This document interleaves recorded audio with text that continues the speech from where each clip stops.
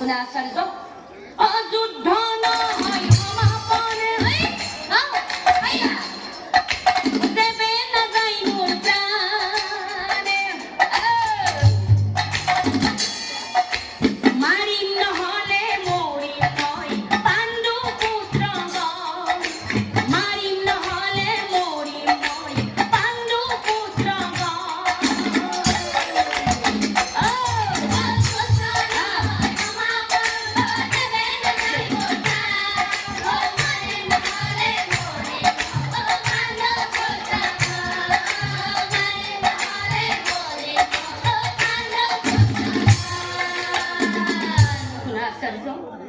পিতামহ ভীষ্ম দেখাত মোৰ লগত আছিল পিতামহ ভীষ্ম দেখাত মোৰ লগত আছিল কিন্তু মনটো আছিল পাণ্ডৱৰ লগত